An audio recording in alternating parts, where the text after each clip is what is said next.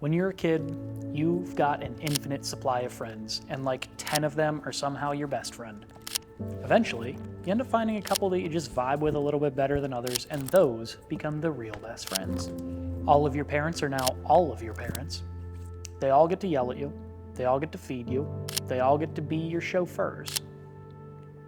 You spend days at a time together making up stupid games and doing things that your future spouses will say will never be allowed to happen with our kids. And at that age, you don't realize that it won't be like that forever.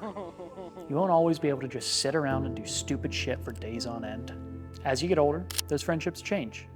It can be difficult to figure out why you aren't quite as close anymore. Most of the time, it's hard to point to a real reason.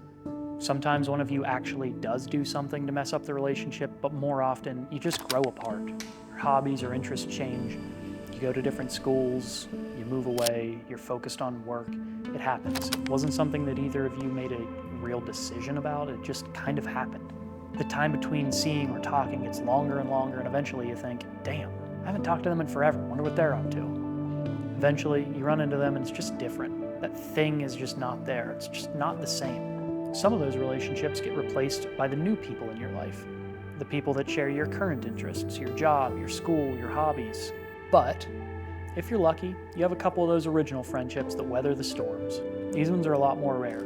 They last through the different schools, the different jobs, the different interests, the moves.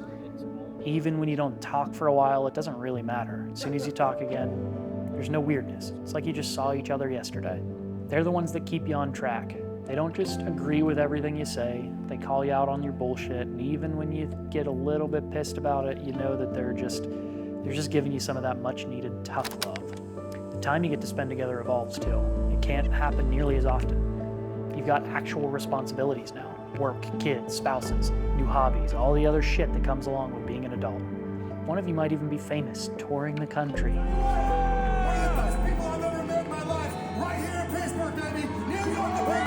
Most of the time, when you do see each other, it's with a bunch of people. That bro time becomes quite elusive. You really got to put an effort to make it happen. But when it does happen, it's great. You get to relax, you get to work through some of the current struggles, you get to have stupid conversations about whether you think you'd be more likely to survive as a farmer or as an adult street corner worker. When you find your spouse, they end up filling a lot of the same roles. But there's always just something a little bit different about the perspective from those old OG friends. A few years ago, I witnessed somebody who lost one of these friends a little bit earlier than expected. One of those long 30-plus year relationships. Those ones that they just can't be replaced overnight.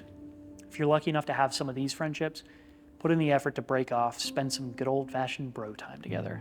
Take a day trip to hike, a weekend trip to the cabin, schedule some time to talk on the phone, sit around a fire, smoke some cigars, drink a little whiskey, just chill.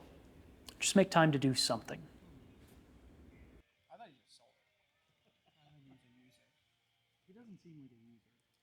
That's it. Thank you to Mohicans Treehouse Resort for allowing us to come out and stay, and for letting me do some drone work out here. And special little shout out to our little kitty friend.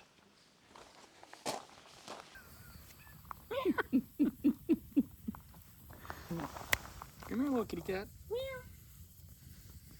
Oh God, he only answers to you.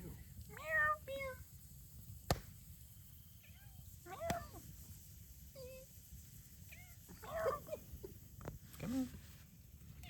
Come here. Damn, you got a heavy headbutt, dude.